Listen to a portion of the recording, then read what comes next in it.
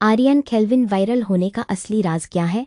सोचिए, एक ऐसा नाम जिसे लोग अपनी इंस्टाग्राम रील्स में इसलिए लिखने लगे कि शायद उनकी वीडियो भी वायरल हो जाए। एक समय ऐसा आया जब सोशल मीडिया पर एक अजीब सा ट्रेंड देखने को मिला। लोग अपनी रील्स बना रहे थे, वीडियो पोस्ट कर रहे थे और कैप्शन या कमेंट में एक नाम जोड़ रहे थे, आर्यन केल्विन।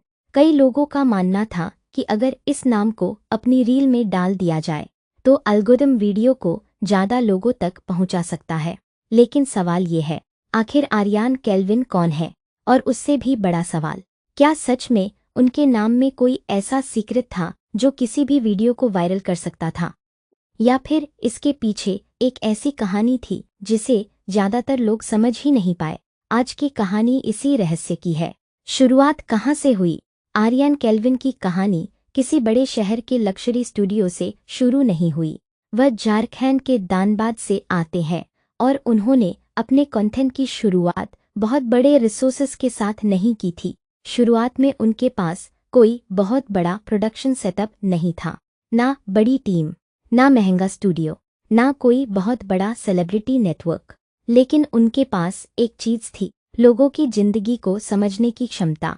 उन्होंने अपने आसपास की रोज़मर्रा की जिंदगी को कंटेंट बनाना शुरू किया।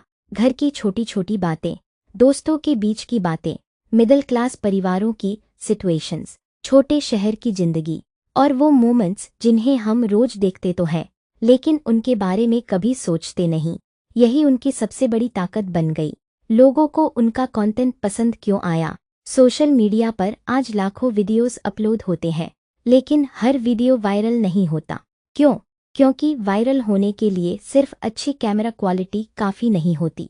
ऑडियंस को कुछ ऐसा चाहिए जिससे वह कह सके, अरे ये तो मेरे साथ भी होता है। आर्यन केल्विन के कंटेंट में यही रिलेटेबिलिटी दिखाई देती है। उनकी भाषा बहुत ज़्यादा कॉम्प्लिकेटेड नहीं थी, उनके कैरेक्टर्स बहुत दूर के नहीं लगते थे और सिचुएशंस ऐसी थी जिन्हें आम भारतीय ऑडियंस आसानी से समझ सकती थी। यानी ऑडियंस सिर्फ वीडियो देख नहीं रही थी, वह खुद को उस वीडियो में देख रही थी। और जब ऑडियंस खुद को किसी कंटेंट में देखती है तो वह उसे दूसरों के साथ शेयर करने की संभावना भी बढ़ जाती है। यहीं से उनकी रीच बढ़ने लगी। फिर आया कंसिस्टेंसी का दौर। कई लोग सोचते हैं कि कोई क्रिएटर अचानक एक दिन वायरल हो गया और उसकी जिंदगी बदल गई, लेकिन अक्सर कहानी इसके उलट होती है। लोगों को सिर्फ वायरल वीडियो दिखाई देता है, उस वायरल वीडियो से पहले की सैकड़ों छोटी कोशिशें दिखाई नहीं देती। आर्यन केल्विन ने भी लगातार कंटेंट बनाना जारी रखा। शुरुआत में शायद हर वीडियो को लाखों व्यूज़ नहीं मिलते थे, लेकिन उन्होंने कंटेंट बनाना बंद नहीं किया। धीरे धीरे ऑडियंस बनने लगी। फिर कुछ वीडियोस ने ज़्यादा अटेंशन खींचना शुरू किया और धीरे धीरे उनका नाम खुद एक पहचान बनने लगा। फिर आया सबसे बड़ा मोड़। अब कहानी यहाँ इंटरेस्टिंग हो जाती है। एक समय के बाद सोशल मीडिया पर लोगों ने नोटिस करना शुरू किया कि आर्यन केल्विन का नाम खुद बहुत तेजी से फैल रहा है। कुछ क्रिएटर्स अपनी रील्स में उनका नाम इस्तेमाल करने लगे, कहीं कैप्शन में नाम, कहीं कमेंट्स में नाम, कहीं हैशटैग्स में नाम। और फिर लोगों के बीच एक क्यूरियोसिटी पैदा हुई, क्या आर्यन केल्विन का नाम डालने से रील वायरल होती है? बस यहीं से एक नया सोशल मीडिया फिनोमिनन शुरू हुआ। लोग एक्सपेरिमेंट करने लगे। किसी ने अपने वीडियो में नाम डालकर देखा, किसी ने हैशटैग लगाया, किसी ने कैप्शन में नाम लिखा। और जब कुछ वीडियोस को अच्छी रीच मिली तो लोगों का विश्वास और बढ़ गया। फिर दूसरे लोग भी वही करने लगे। लेकिन क्या यह सच में एल्गोरिदम का सीक्रेट था? यही सबसे बड़ा सवाल है। क्या इंस्टाग्राम के एल्गोरिदम में कोई सीक्रेट सेटिंग थी? क्या आर्यन केल्विन का नाम लिखने से इंस्टाग्राम किसी वीडियो को ऑटोमेटिकली वायरल कर देता था?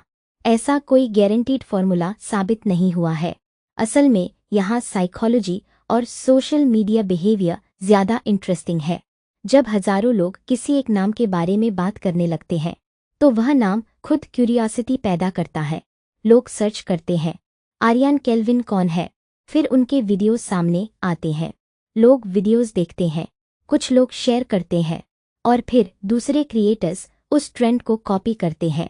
इस तरह एक वायरल लूप बन सकता है। यानी शायद असली ताकत सिर्फ नाम में नहीं थी। असली ताकत उस नाम के आसपास बनी क्यूरियोसिटी में थी। नॉन फॉलोवर्स तक पहुंच। आर्यन केल्विन की पॉपुलैरिटी का एक और इंटरेस्टिंग हिस्सा उनकी रीच है। रिपोर्ट्स के मुताबिक उनके बिलियंस ऑफ व्यूज़ में बहुत बड़ा हिस्सा ऐसे लोगों से आया जो उन्हें पहले से फॉलो नहीं करते थे। इसका मतलब उनका कंटेंट सिर्फ फॉलोअर्स की ऑडियंस में नहीं घूम रहा था, वह नए लोगों तक पहुंच रहा था।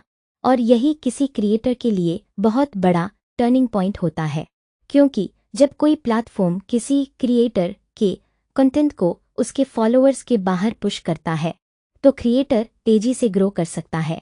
लेकिन यहाँ भी एक बात समझना जरूरी है, एल्गोरिदम को सिर्फ नाम से नहीं जीता जा सकता।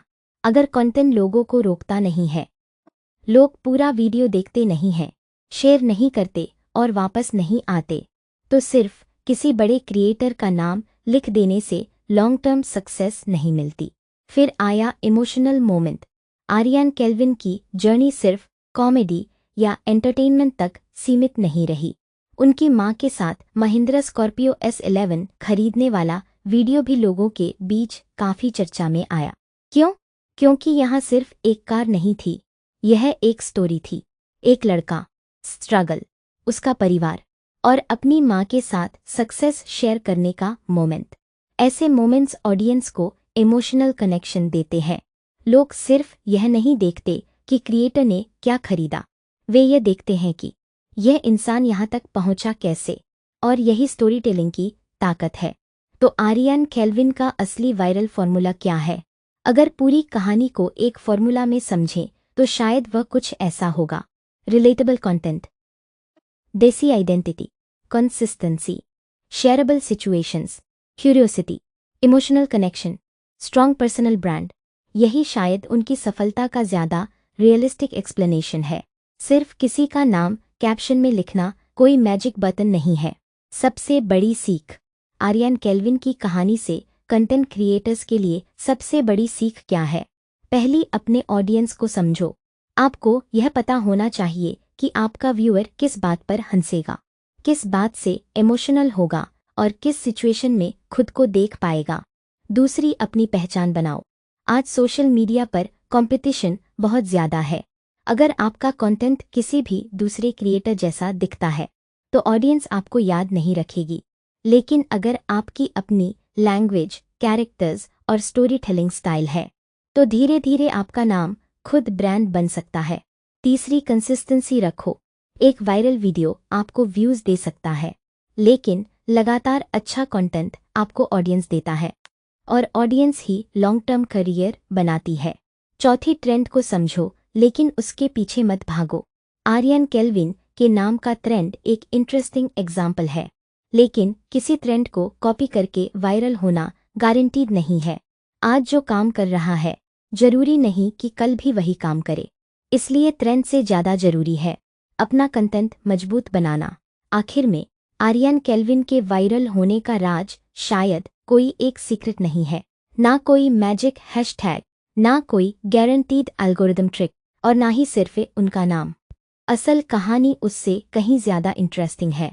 एक छोटे शहर से आने वाला क्रिएटर रोजमर्रा की जिंदगी से कंटेंट उठाता है, लोगों को हंसाता है, लोगों को खुद से जोड़ता है, लगातार कंटेंट बनाता है, और धीरे धीरे उसका नाम ही क्यूरियोसिटी बन जाता है। यही सोशल मीडिया की सबसे बड़ी ताकत है। कभी कभी एक वीडियो वायरल नहीं होता, एक इंसान की पहचान वायरल हो जाती है, और जब पहचान वायरल हो जाए तो फिर लोग सिर्फ आपका कंटेंट नहीं देखते, वे आपका नाम भी सर्च करते हैं। यही शायद आर्यन केल्विन की कहानी का सबसे बड़ा लेसन है।